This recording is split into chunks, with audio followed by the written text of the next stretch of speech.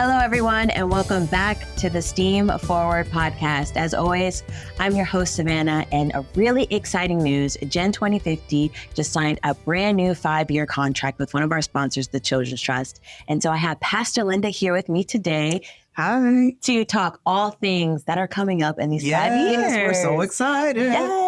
So how are you doing? I know you came from Frost Museum I today. just got back from Frost Science Museum and I took a class. We're going to talk a little bit about that later, but we had a fantastic summer with them as our newest partner. Yeah, the best summer ever. I feel like we just learned so much more about the environment. I learned too. Everything in the ocean was the best thing to learn. So we're just going to dive into it. First, starting off with some of the some of the partners. Brand new partners. And so one of our partners, which we have partnered with before, is Norland Middle School. Yes. With Dr. Challenger as the principal. Yes. And so the biology teacher, Miss Morissette, I believe she's like the 8th grade biology teacher. She leads Eco Action Club. Wow. And so we were just there on Thursday in the middle school. We had the privilege. It was the parent night. So parents could come and find out about what exciting things their kids could get involved with. And we were there. We had a table. For GEN2050. We had plants. Yes. We had caterpillars. Yes. We were talking about the environment. I think we were talking a little bit to parents about climate change. Right. All kinds of things. We got to really get a feeling about what Dr. Challenger wants for her school and where she wants to go in the future. So I feel so grateful that we can be at Norland Middle School. Right. And so tell us more about this Eco Action Club, because you've been involved there before. Yeah. So I believe it's the STEM designation from Miami-Dade Public Schools that I believe Norland is at silver. Yeah, they're at silver level. And so we're trying to help them get to gold. Absolutely. So with our initiative is to help them just plant some kind of a forest as well as a pine rockland garden there, just to bring sustainable ways that students can learn and also take care of the environment. Yeah, lots of people don't know that how important a pine rockland ecosystem is to this part of Florida, South Florida. Right. And pine rocklands are endangered and it is impacting us already. And so our goal, we hope, is to build and construct sections in Norland Middle School and at some of our partner sites that will become a micro pine rockland. And the great thing about Norland, from what I remember from a year or two ago, they already have a lot of native plants there. They do. So it's just maybe placing them, moving them around, just kind of helping build up the beautiful greenery around the campus. Yes. So that's super exciting. And Miss Morissette is the best. So if you have her as a teacher, you have a great teacher. But also we have a wonderful Dr. Lisa Johns who is joining us. Yes. So we were so fortunate to be able to add Dr. Lisa Johns to our GEN2050 team. Yeah. And she has an environmental science doctorate. And in research, I believe, as well. Yes. And so she visited with us this past summer. We all loved her so much that we snatched her up. So she's now a part of our team. And I believe she's going to be on the podcast next week. Yes, she is. So if you want to know more about her, make sure to tune in. And then another one of our partners that we added is Otis Elementary School. Yes, Otis Elementary School in North Miami Beach. We're going to be focusing on the 4th and 5th graders. And can you believe this? At that elementary school, there are 140 4th and 5th graders. That's insane. That's a lot of 4th and 5th graders. And I remember the church member saying her little old school. Yeah, she kept saying, oh, can you bring GEN2050 to my little elementary school? We get to this elementary school. It wasn't little. No. And there were chickens that roam around the campus. They've got chickens. It was so fun. You know, when you imagine what a chicken looks like, they have those. And then they have some fancy chickens. They're called silkies. They're so cute.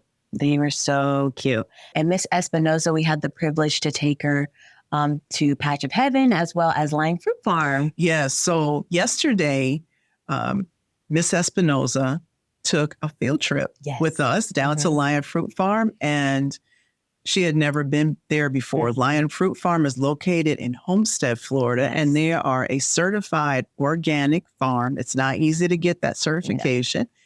And they talked to us about why it's organic, how they keep it organic. And specifically, we learned about something that's titled the 3-bin composting system.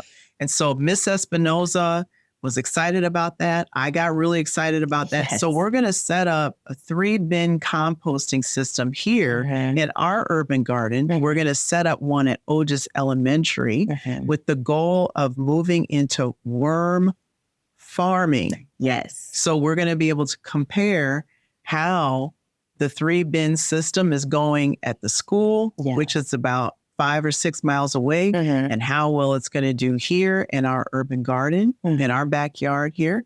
And then we can use that as a means of comparison to do some scientific method with the students. Right. In the next day or so, I've got to order some compost thermometers. I didn't even know there was such a thing. I learned a lot yesterday.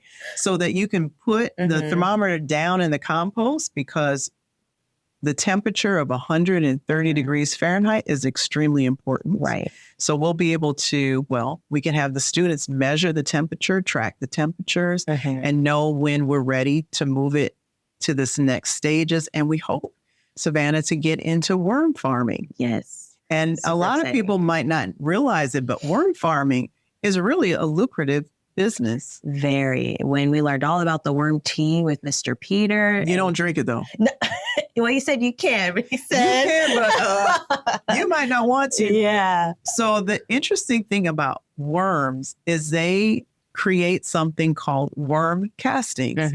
So when you have them in your compost, they're eating and they're going to the bathroom. Yeah. In the compost. And as they eat the food and it's coming out, it's this purified material that you can use as fertilizer. And it has a way of, I don't want to say getting rid of pesky insects, but what it does is it rebalances the soil. And so therefore it balances out this combination of insects you're going to have around your plants. And then the worm tea, you make it like a tea, but it's from the worm castings. You make this tea and you can spray it on all your plants, including your house plants. Yeah. And did you know, Savannah, that right now, if you wanted to buy some worm tea on Amazon, it's $50 a gallon. For just 1 gallon. And we can make it right here. Yeah. It was, Peter is a smart man. He has some smart people behind him. And as well, it's FIU research. Yes. Like people have done the research. They have certified that this is organic. This is natural. This does work. And so they're not play. They're for real. I'm going to be honest. My favorite insect is a honeybee, but I can make room for a earthworm. Okay. They're about to be my new favorites. Yes. And so we're really looking forward to that opportunity. And it's a great project for kids because it's, you don't have to worry about too many safety risks because there's no pesticides. There's not a lot of tools that you need that nobody will get hurt. Right. And I'm really looking forward to it. Yeah, natural fertilizer. Yes, natural fertilizer. And then, so we're going to talk more about this wonderful training that you went to this morning with Fred. Yes, Fred Hubbard was there. And I've been thinking about this for a long time, how to have a Saturday component to GEN2050. Right. And so with this new curriculum and the 3-bin composting, the worm farming, I think it's time for us to have a Saturday GEN2050, and we're going to call it, guess what we're going to call it? What's it going to be called? The Steam Forward Saturdays. Okay, so we're going to have these Steam Forward Saturdays, but it's going to be a family model. Right. So not just our youth can come, but they can bring their mom and dad, they can bring their siblings. So my intention is that the whole family can be learning and they can take the learning home with them. Right. And there's something they could implement at home. And that would raise everybody's level up in the family. They could all get engaged in the environment together. I think that's going to be fantastic. And so will the families be learning about our STEAM modules, or is it going to be other topics? Well, one of the topics that we're going to cover, I have the book here, hot off the press. It's called the Community Action Project for the Environment. And this is a youth engagement project. Right. Funded by, the concept was funded by the United States Environmental Protection Agency. So all the materials are free to us, which is fantastic. Yes. And it's a way to get young people involved in civic engagement around environmental issues. Right. So in your community. In your community, things that are important for your community. So it's civic engagement blended with service learning. Right. And so this curriculum, we will use it on those Saturdays that we meet. They have it set up nicely in 1-hour modules. So we'll be able to participate in this CAPE education curriculum and then go outside and do some hands-on work outdoors. And then have lunch. Lunch is always good. Who doesn't like free food? I just like food. Me too. Okay. And then finally, Anne Haywood is going to be doing something awesome. Yes. So our friend Anne Haywood is part of a team that's taking the National Geographic documentary called Path of the Panther. Love it. If you've never seen it, you need to see it. They're taking that documentary and they're creating a curriculum for students all around it. And you know from since you watched it, that it's focused on the corridor from the Everglades all the way up kind of through the center of the state of Florida. And all the issues related to development, loss of biodiversity, all the things that are happening that are seen specifically in the panther population here in Florida. So what we believe is coming in the spring, what we're going to do, we're going to have our very own screening of the National Geographic film Path of the Panther right here at Trinity Church, and with some activities around it. And some of the curriculum writers will be here, and we'll learn a lot together. Love that. Me too. It'll be exciting. Oh, but I forgot. What happened? Attached to that, guess what we're going to do? What are we doing? We're going to be going to the Everglades National Park. That is part of this documentary. And we're going to go on a bike ride. Through the park. It'll be really nice. It's going to be beautiful, but not right now when it's extremely hot. Here in South Florida, we'll wait a couple months so it cools off. Exciting things. Well, Pastor Linda, you know we like to end with a word of the day. Wait, are we ending already? Yes! And I know that you are kind of in this idea that we're winning. We're winning. We are just winning. We're winning. We're super excited for all of the people, all the partners. So if you could wrap up your excitement in one word, what is that word going to be? Opportunity. And why is that? Sometimes when you're the most busy and you have things happening left and right and you don't know what to do, that's the time when you have the opportunity, if you have the awareness and you pause for a moment and say, okay, what is my path through all of the things? What is my true opportunity? And I'm going to go in that direction. And that's where I am right now. And I think that's where GEN2050 is right now. The opportunities are endless.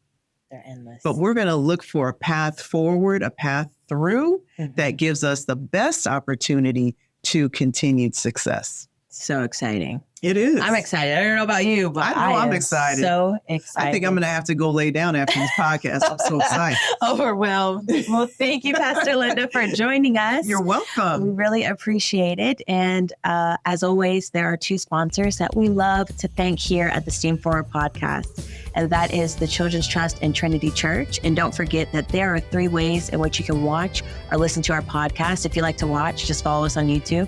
But if you'd like to listen, just follow us on Apple or Spotify. Remember, this is the Steam Forward podcast. See you next week. Steam Forward Podcast.